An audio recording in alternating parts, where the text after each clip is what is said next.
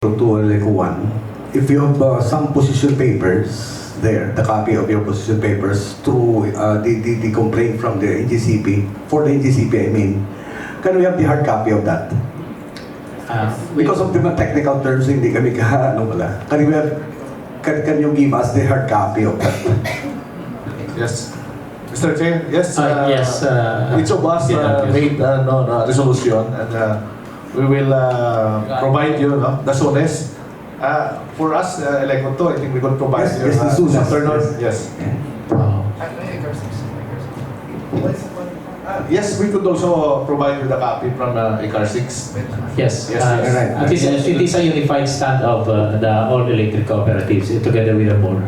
Para at least nga isa lang bala kag kundi natin ipaagyan nga agency ang ating nga legislative measures nga ipagaymo sa sanggunian pananaligan. Yes.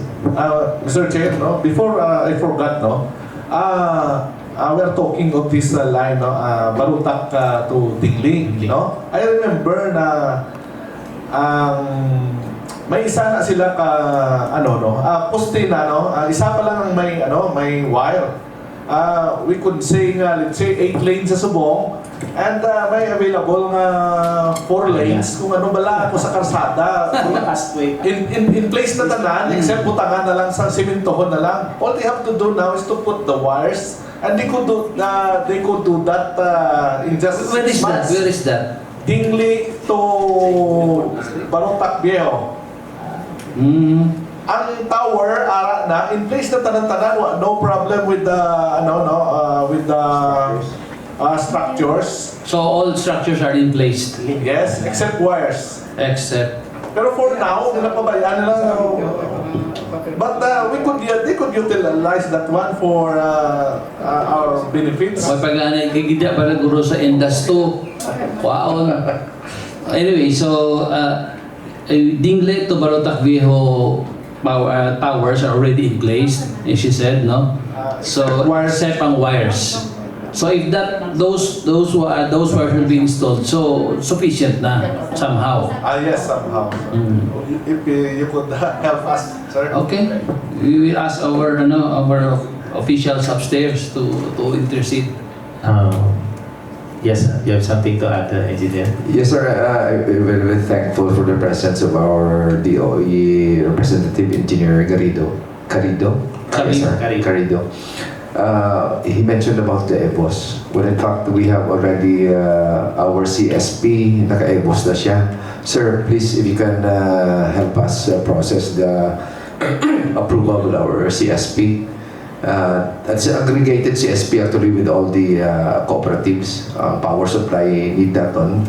I-award na lang siya tani para maka-provisional authority kita para ma-implement ang pag-supply, pag-deliver sa supply. And it's every cooperative players dito sa aggregated CSP natin. Mr. Chair, before Engineer Carrido will respond, we have been talking with Director Sevilla, Director Ting of ang reality abi Subong. DOE, tatlo ka top corporations in the Philippines. Petron, Meralco, and Shell. Dalagko billions. Pero under really operate within the realms of DOE. Pero ang personnel sa DOE, pila lang kamo kabilog. Okay? Ang inyong directors, Director for Luzon, Director for Visayas, Director for Mindanao. Unlike the ILG, DepEd, the rest, asa sa mga district supervisor level, may principal, sila kulang. That is why we're also happy to inform you that the province of Iloilo is willing, again, the good governor, nga ma-host kami mangita kami paagi nga mabutang sa inyong opisina diri sa Region 6. Muna na diri kag as what Secretary Popo said, nag-amat-amat naman sila padamo sa ilang plantilla sa personnel. Pero the challenge is really sa inyong department. Kadako na ginauyatan, pero gamay inyong personnel. But we're thankful you came all the way from Cebu pa. We appreciate very much. I know because ang inyong opisina dito pa sa Cebu. So we will be working for that. We will be trying to help ang inyong department, Mr. Chair, because again, kung lang taon naton, DOE has a big role to play on this, no? So please help us, no, in this light para maluluoy man ang amon konsumidor, maluoy ka man sa amon nga kung ano intervention nga pwede mahimo sa department ninyo para hindi na ni matabo liwat within your level. We appeal to you with the good director team, no, from you, through you. Thank you very much, Honorable Istura, for that manifestation. The Department of Energy, through there are only, for the power section, there are only 4 of us covering the whole Visayas. So it's impossible for us to be here. That offer is very much welcome for us to bring the services of the people in particular Region 6 to be here in Iloilo Province. Because what Secretary Popos also said nga hopefully kung diri na ang regional office sa DOE, diri man ibutang ang testing center sa electric vehicles. Diri na ang registrations, diri na tanan and all these things kag ang I mean on the other side naman may immediate kami katuan ang aton mga electric cooperatives, may immediate kami ang katuan. And same goes without saying, ang mga adulterated fuels, Correct. mga substandard nga mga LPG tanks, mga mo na ma-avoid dahil na kaya matagaan din nyo sa regulation kag full force of the law nga ma-confiscate ninyo. Ano mag-confiscate nyo din sa amo? Damo di gani guys, bato-bato off the record, damo di ka pahihi. Yeah. So, aglapos adulterated ang fuel. Delikado na. Nga ang imo nga fuel, ang imo nga volatility affected, no, because of that. Anyway, so again, we would like to request for appeal for your sa inyo nga department, please. Kaya isa pa taga Iloilo ang mga big shots ng DOE. Correct. Secretary Popo is from Antique. Yusek Sharon Garin is from Gimbal. Yusek Joey Bacordo is from Iloilo City.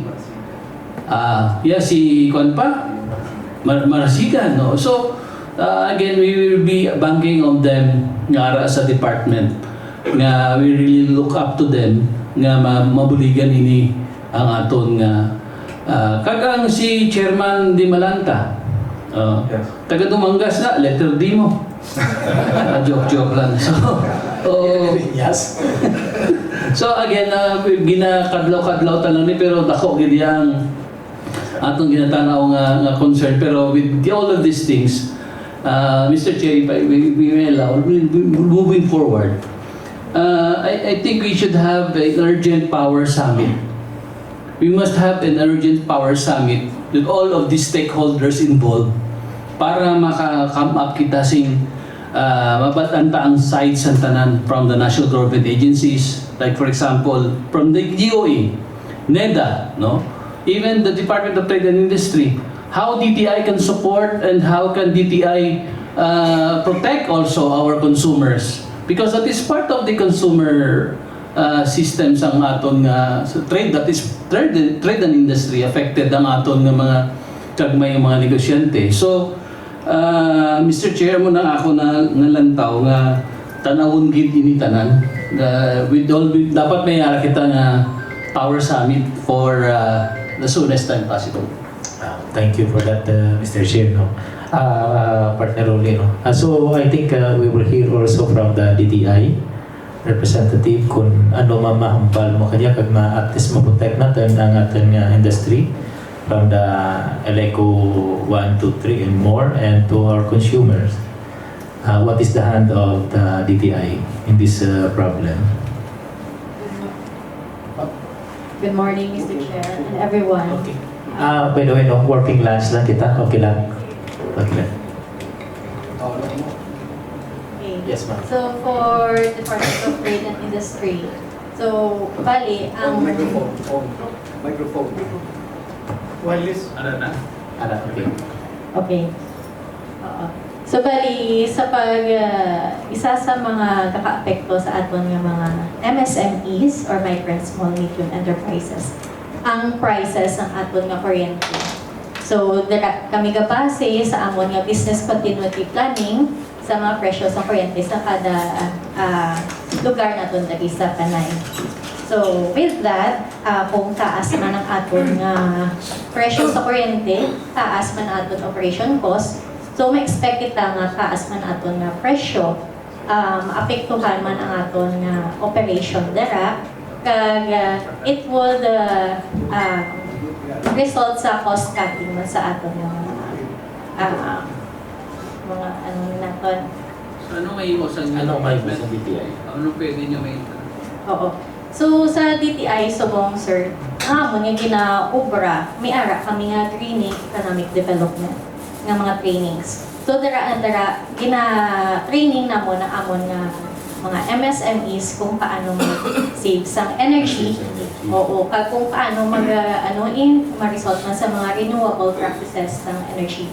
Like mag-set up sa mga solar power, magamit sa mga inverters, sa muna sir, kung taas nga daan ang presyo sa kuryente, dako man ang ilang nga incur nga cost. So imbes nga rolling pa nila sa ilang nga business, makadto na lang sa inubayad sa ilang kuryente. So muna siya. Mr. Chair, yeah, I agree. Yeah, dapat dapat aggressive ang atong campaign, especially on the using of the inverters, no? Mga highly efficient nga mga appliances nga I mean para reduce ang consumption. And then what other things? Do you have any incentives na ginahatag ang departamento ninyo sa mga cooperatives na tuntaning nga mga perform nga manami? May amo ka muna? So far, honorable, wala. Oo. So under lang kami sa mga trainings lang. O raising awareness. Okay. Again, pero Mr. Chair, ang do you also, of course, as you're saying, you're supporting the green energy nga concept.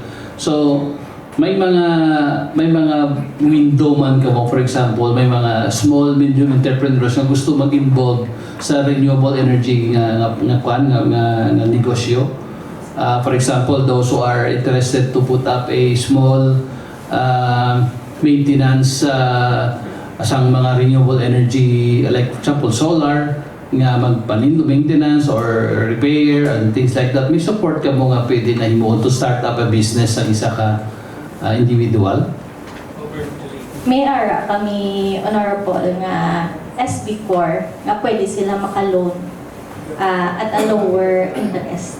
So from that, pwede na nila magamit ang capital para ma-set up sa among mga business. Okay, good. So please send my regards to the Director Rachel, ha? Yes, Thank you. honorable. Kay Engineer Pagantala, no? Sir, ang sa atin nga dyan, no, sa atin nga billing sa Eleco 1, ang atin nga mga charges, just like metering system, nagabari dyan sa consumption, monthly consumption. Actually, sir, kung may export ikaw, let's say, excess mo ba na, pinapasadong sa Eleco, hindi siya i-refund sa imo in terms of money. Sa bill mo na lang siya i-deduct. Reduction sa bill. For that is 1 year nga operation, hindi monthly. Sa mga ano din sa May mga net metering. kay may dyan nga kung nubo imong consumption, nubo man imong nga metering system. Kung taas imong ang consumption, taas man imong metering system. Yes, sir. Ang meters na ginagamit, sir. Yes, ang Sa meters, charges. Sa charges ninyo nagabari gid man dan? Yeah, kay different pa ng export ang quantity mo. Regular. Actually, sir, I would like to add with our discussions. I have a recommendation actually in Pavia for them because they are qualified as GO sa GO to switch sa GO. Kay ang requirement para sa GO is 100 kilowatt. So they are thinking about kung mag-switch. Kaya kung mag-switch ka sir sa contestable consumer ka, qualified ka ng contestable consumer, pwede ka ka-choose ang imong arrest, retail electricity supplier. Like let's say the province is, pwede siya sa ARCOA, pwede ka kapangita imo supplier na mag-supply sa imong kuryente direct sa generator mismo. Okay. So that would benefit actually sa contestable consumer kay maka-istoryahanay ka mo sa price. Just like the Which is not dependent to, yes. Like province, I think may 1 mega ka mo sa una, yes. So the price would be different kung naka-rest ka. 500 na requirement. So kung GOP ka, that is 100% green energy. So Pavia, the municipality of Pavia is qualified. So I suggest to Mayor Luigi na mag-switch siya sa GOP.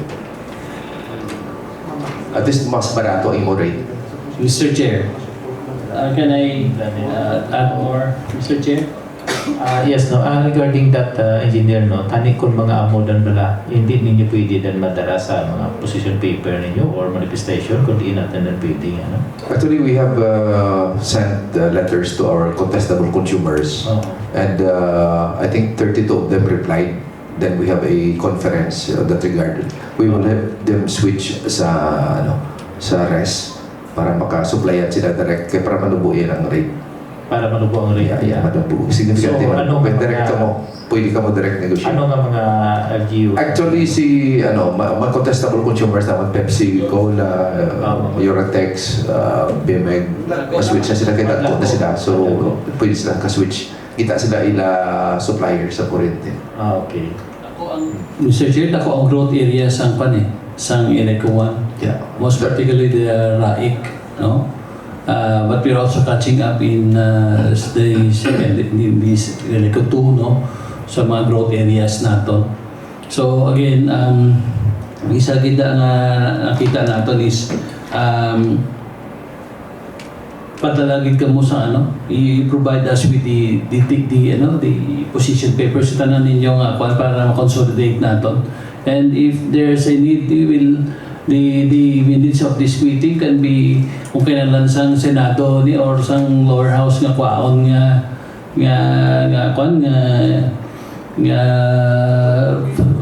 basis sa iya nga we're very much dapat kanya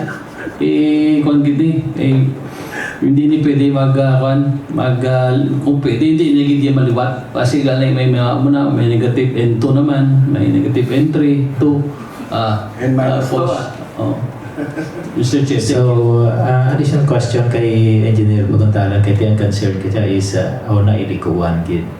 So, by the implementation of the IMAP na to, so it was staggered instead of 6 months, 4 months. 4 months, 6 months happen. Again, 6 months. Yeah. So nag-start ikaw sa May.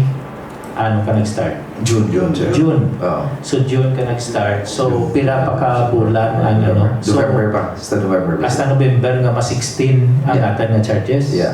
Atan nga rate. Di man No.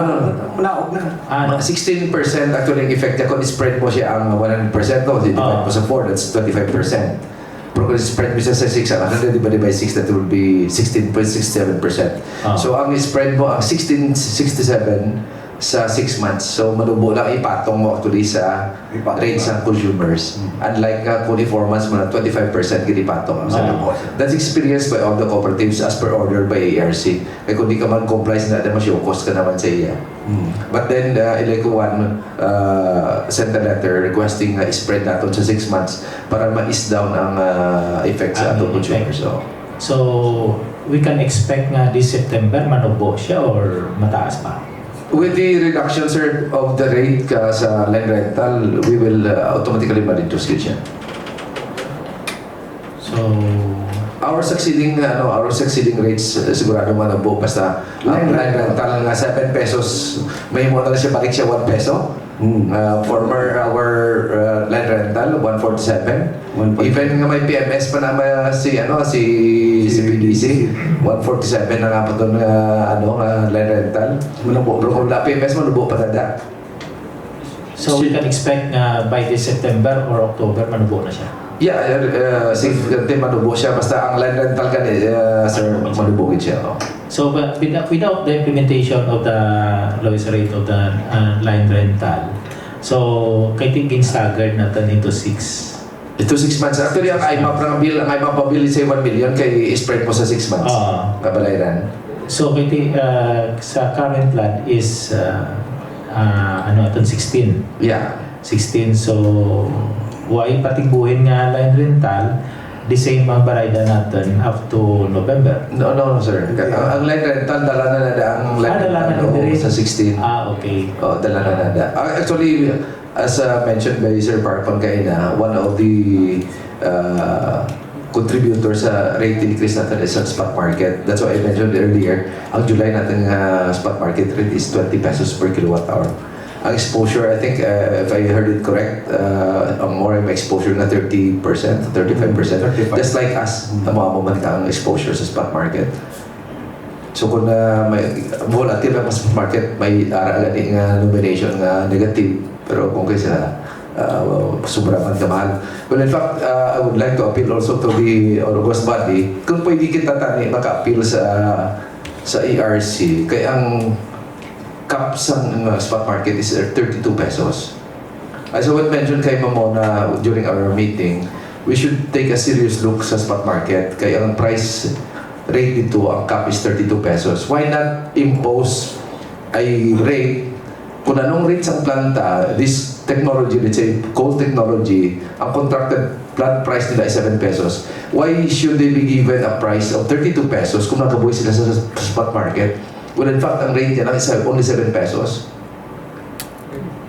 Yeah, that's the... It's just logical. It's Illogical, logical. that's illogical. Yeah. Tinga ay 32 mo yan kay city na yung production. 32 mo. That's correct. Amo na gani nga, why allow it to raise as high as 32 pesos? Ngayon, planta gali, kakontrata kami to 7 pesos lang gani, tapos mag-uwi sa spot market. Kaya siya ang last na nag-nominate. Let's say, 20 pesos ang nomination sa last. Di, amo na bayaran mo, tanan. Who allows the 32% the ARC? Sir, by that we need to call for the overhauling of the WISM rules. Because it is the WISM rules that allows the pricing up to 32 pesos. Before it would trigger the automatic price mechanism, it would reduce automatically. So at times ARC intervenes, so that is what we call market